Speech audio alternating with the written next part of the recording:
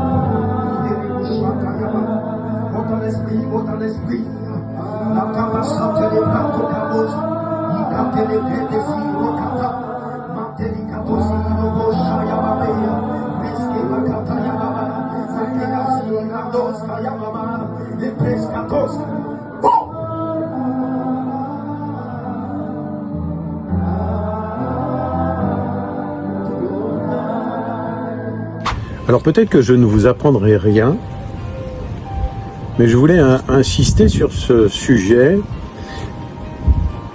Il y a une continuité dans les évangiles et les actes des apôtres. L'évangile, les évangiles mènent aux actes. On pourrait se dire que les évangiles, qui annoncent et qui expliquent la venue de Jésus, ce qu'il a fait, le message qu'il a laissé, les instructions qu'il a données, sa mort, sa résurrection, son commandement, on pourrait se dire qu'ils se suffisent à eux-mêmes. Eh bien, ce n'est pas le cas. C'est juste le début, car les évangiles mènent aux actes. Il ne suffit pas d'entendre le message des évangiles. Ce message doit produire un changement. Il doit te pousser à agir. Chaque fois que tu entends la bonne nouvelle, chaque fois qu'elle pénètre dans ton cœur, tu dois apprendre à la transformer en acte, sans quoi elle va être incomplète. Ensuite, le livre des actes commence par les évangiles et il ne peut exister par lui-même seulement. Les actes doivent toujours commencer par les évangiles, car tu ne peux pas accomplir les actes de Dieu, c'est-à-dire les bonnes œuvres, par toi-même. Tes actes doivent toujours commencer par la bonne nouvelle, être engendrés par cette bonne nouvelle, découler naturellement de cette bonne nouvelle. L'évangile de l'amour doit produire des actes d'amour. C'est dans l'ordre des choses. L'évangile de miséricorde produira des actes de miséricorde.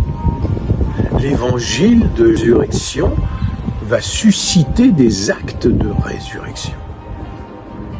Nous devons laisser l'évangile réaliser des actes dans nos vies et laisser ces actes découler naturellement de l'évangile, parce que l'évangile que nous prêchons doit toujours déboucher sur des actes.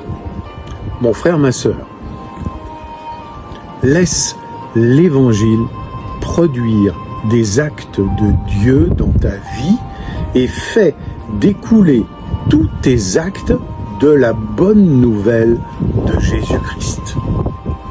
En acceptant pleinement l'évangile de Jésus, tu entreras dans le livre des actes.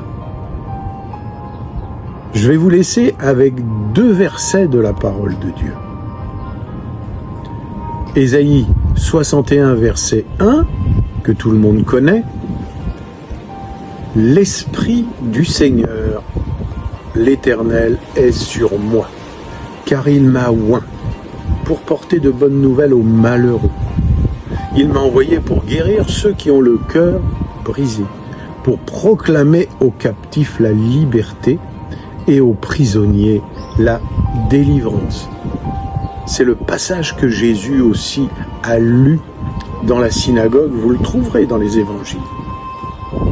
Le deuxième passage, c'est un verset de Jacques au chapitre 2 et au verset 26. Comme le corps sans âme est mort, de même la foi sans les œuvres est morte. Alors mes bien-aimés, manifestez les évangiles que vous avez reçus. Manifestez cette bonne nouvelle de l'évangile par des actes, comme les apôtres ont vécu et fait des actes. Amen. À bientôt.